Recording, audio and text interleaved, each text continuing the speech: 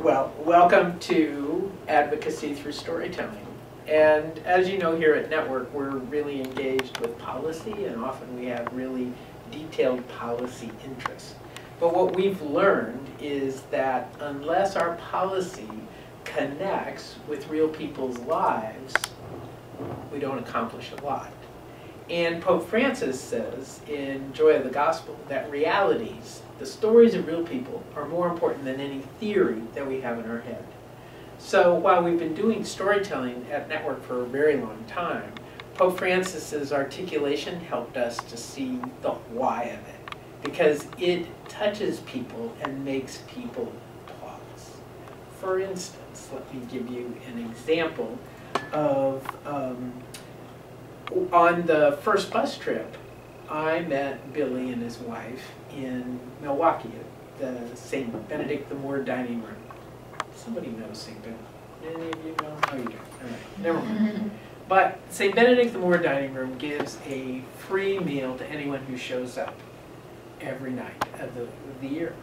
And Billy and his wife told me that they come every night because what's happened for them is they work minimum wage jobs, that in order to afford an apartment, they put their salaries together to pay the rent, and they use food stamps during the day for their sons, their two sons, a 7-year-old and a 14-year-old. Well, a 14-year-old boy had just experienced this huge growth spurt, and he was like all arms and legs, and his father, Billy, told me that, you know, parents can get by with eating maybe just once or twice a day, but grown kids, they need more than that. And so they come to St. Benedict the Moor dining room in order to feed the kids a healthy meal. But without food stamps, Billy said, they wouldn't survive. So Billy's story has made me passionate to make sure that working poor families have access to food stamps. And one of the things that several of the budget cuts want to do is to eliminate families like Billy's. That's wrong, in my book. Either we should have wages that pay enough so families can be supported, or we have to provide a subsidy for those families. So Billy, for me, is the sign that we've got to be responsible for our families, because work's not paying right now. And then we need to make sure they've got a way to get food. You agree? I agree. And I know when I told Paul Ryan that story, it sort of stopped him in his tracks. I hope it made him think, but he couldn't continue to argue that it was families like Billy that were taking advantage of the system. So let's look at that story. So you see how that story works? Okay, so what do you need to tell your story? I always do this a little bit differently every time I do it because it strikes me in different ways. But first of all, you need a story or an experience that is on point. So if you're doing food stamps, you don't want to get somebody who, you know, doesn't have a food stamp experience. So you need to figure out, who do I know is impacted by this policy? Okay? The second piece is, in order to share it, you have to come from a vulnerable place, because your heart's been touched. Like Billy touched my heart, and so it's not like an academic thing, but I have to talk about the urgency that Billy had as a parent trying to take care of his kids. There's some other details that he shared, like his dream as a dad was to be able to buy new school clothes for his kids, brand new, never used. But he's never been able to do that. They always go shopping at the Goodwill for hand-me-downs, if they go shopping at all. And it's those kinds of heart-grabbing sentiments that are important to include. But see how it requires me to talk about what touched me. It's not the academic head thing, it's the and then what you have to do, a third piece, is you have to be focused. Okay. So I don't include details like, well, Billy was maybe about 5'11", and he'd grown up outside of Milwaukee, and he met his wife in a lot of detail, right? And people's eyes glaze over. See how that, you want to keep it focused to the issue, the stuff that applies to the issue. And then the fourth piece is to, I just forgot. Oh, the fourth aspect of it is then make the connection.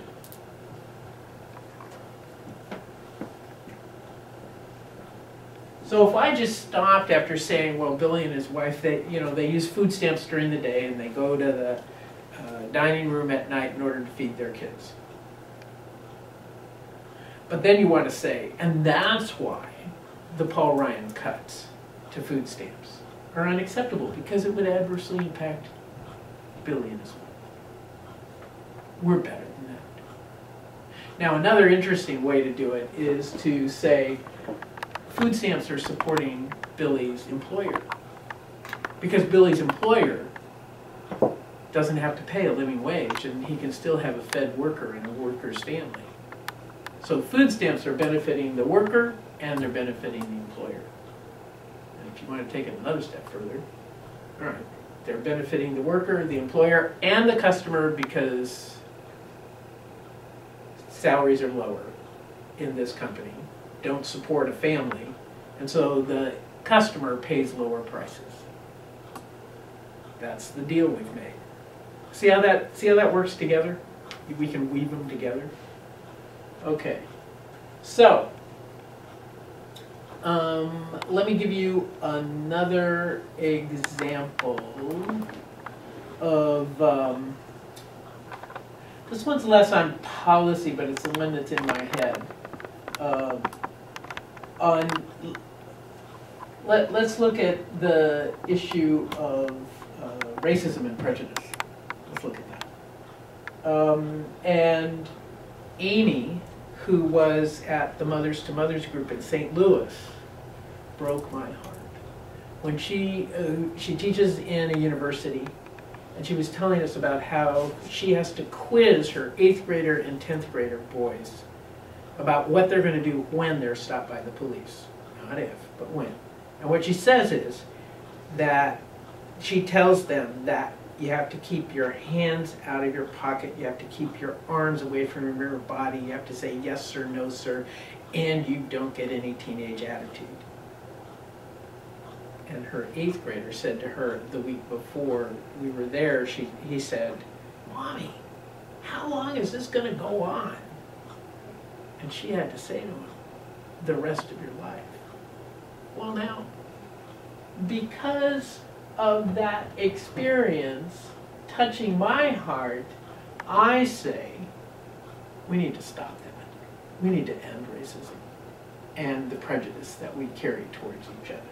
And we need to make sure that things like proper police behavior are enforced. We need to make sure our attitudes are freed of privilege. We need to make sure that we who walk around in this little white skin open our minds to the deeper truth that not everybody walks in the same privilege.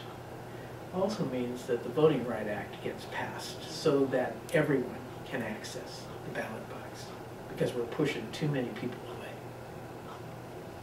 See how that works? All right, heads nodding. I love it. Okay, so do you want to try it? Can we make something up? Yes. All right. Let's think. The budget? Budget, okay. Do you have an idea? Come on, Rachel. See how it goes.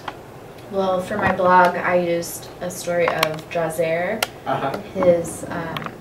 It was on the Witnesses to Hunger website, and he talked about how his mother had to not eat at dinner in order to provide food for him and his younger siblings. So he was really angry. He kept talking to his mom. He gave her a talking to, essentially. He was like, I wasn't disrespectful, but I told her, I'm really mad at you, and I was crying because you don't eat at dinner. And she was like, well, son, you're my future, and I have to provide for you. And so she actually went to the Ways and Means Committee hearing to talk about why supporting the human needs programs are important, because she needs to be able to provide for her family. Okay, so let's look at that. That's a great story of a young person caring about their mom. What's the policy connect? Food stamp, I guess maybe not the budget. Well, it is the budget, right? Well, it's generic budget, but we want one specific aspect of it. So like either food stamps, or it could be temporary assistance for needy families, having enough cash assistance. It could be, you could use it for a variety of pieces, but see how if you just do budget, it could be everything from military spending to temporary assistance for needy families. So you want to hone it in to grab the power of it. So here's an example of a family that doesn't have enough money so that everybody eats. We can make that enough food stamps, salaries, supplemental assistance. We need help. Okay, so it's a great story, but it needs to connect more specifically. Therefore, this family needs more money. This family needs more food stamps. This family needs us to wake up. Well, that could probably be said about most issues. Good, that's good. But see how it could be strengthened in that. Okay, cool. Somebody else have a risk for a story? Or I'll do another one. That's cheating. About 75,000. Let's hear another one from you. Another one from me. Okay, give me a topic. Healthcare. Oh, healthcare. That's easy. Okay, healthcare. I am passionately committed to the complete implementation of the Affordable Care Act, including the expansion of Medicaid in every state in the Union, because on the first bus trip in 2012 in Cincinnati on a hot, humid night, we were supposed to meet in an air-conditioned room, but oh my God, we had 200 people show up and it was only a room for 50. So we had to meet out in the parking lot. And Jeannie and her partner Lynn brought me a picture of Jeannie's sister, Margaret. Margaret had died because she hadn't had health care.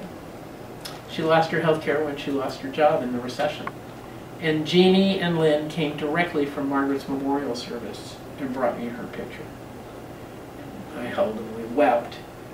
But what I know is Margaret wouldn't have died if the Affordable Care Act had been fully implemented, and because she could have gotten access to health care through Medicaid. Well, in my book, no more Margaret should die because they don't have access to health care. It's a pro-life issue. And we, the people, are better than letting our people die just because they lose their job and lose their insurance. That's why I am a passionate advocate for full Medicaid expansion in every state of the union.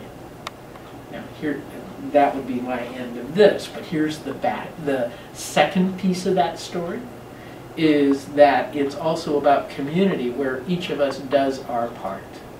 Because in Lexington, Kentucky, on the third bus trip, a woman comes up, puts her hand on my shoulder and says, we're about to do a big rally, and she says to me, "I'm Nancy, I'm one of Margaret Kistler's sisters, and I want to thank you for healing my family."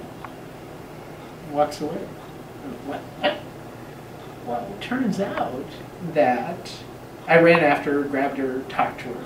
Turns out that my talking about Margaret's death made their family just able to see a meaning in Margaret's death that they hadn't seen before. And they had been blaming each other. Well, you should have looked in on her, and well, you're a nurse, or you had more money, or you lived closer. They were blaming each other for Margaret's death. But rather, because I was able to talk about Margaret, unknown to me, it provided healing. So what we know from the faith perspective in storytelling is that other ripples happen that we're unaware of, and that we can bring, without our knowing it, we can create other impact that heals the community, because it really is all about community. We're in this together. And that's why stories are so important, that they're connected to real people's lives. Isn't that cool? Mm-hmm. So it's both about Medicaid, but it's also about the body of Christ. Do your part. I love it. How about an immigration story? So I have a friend who wants to be a teacher. But unfortunately, because she is undocumented in the state she lives in, she cannot attend a public school. It's too unaffordable because she has to pay out-of-state tuition. Whoa. So instead of graduating in 2016 with me, she'll most likely be graduating in 2017 or 2018 because she's had to take so many breaks in her career while working full-time, going to school full-time, attending to her family, and it's just been put off by a very long time because she's had to pay so much money and work so hard, 2-3 times harder than the average student to get her education. And on top of that, in the state she's in, because she's undocumented, she may not even be able to get her teaching license. So it's basically all points back to, if we don't have comprehensive immigration reform, or if we did have it and that had been in place for a while now, then she would have qualified, she would have had an easier time going into school, staying in school, and she would be able to practice the career that she is studying afterward. So our society's losing out because we won't do this. Good point. One little tweak. It is good that I should have said this, is give your person a name. But if you give someone a name, that creates even a stronger relationship. Now, but that's great. That's perfect. But wrap it up at the end, make the connection a little stronger. Okay. So our society's losing out because we refuse to fix this broken system. I'll tell a story. Okay, cool. Recently, I met a woman named Jessica, and she told me about she lost her job, and she was looking for work, and while she was looking for work, she became pregnant. And luckily, she was able to qualify for SNAP, or food stamps. And she said, if I didn't have SNAP, I wouldn't have had a healthy pregnancy. I was able to give birth to a healthy, little, beautiful baby girl because I was able to get the food I needed. And she continued to receive SNAP after the child was born, and she said, my daughter loves fruits and vegetables. And I'm so glad that I'm able to give her those food instead of just getting chips or cheap things to fill her stomach, that I can give her the apples and the oranges that she reaches for. So that's why we need to continue funding SNAP and not make any cuts, because there are so many little kids reaching for fruits and vegetables that their parents want to provide for them. Nicely done. Perfection. Very nicely done. Any other? Also, WIC. that one works well for SNAP and WIC, Right. Women, Infants, and Children. Supplemental, there are 2 programs, so really good. Strong presentation, also positive, which is kind of cool. That your heart was lifted up, not just broken. I am usually more into broken heart. Cool. All right, think you can do it on your own? Now the challenge is we often think that if we're lobbying on the Hill, that it's about, we need all the details, we need the percentages, we need all the data. But for what I have found over and over, data's nice, it's good to have, we need to be prepared, but the stories are more powerful. And so starting with the story, then you connect with the person in a whole different way. And then with the connection, then they're more likely to hear some of the data that we might bring in. Okay? So, for everybody, it's easy to do storytelling. So lobbying's not scary, you just tell stories. To some people you haven't met yet. That's all. Right? Right. Cool.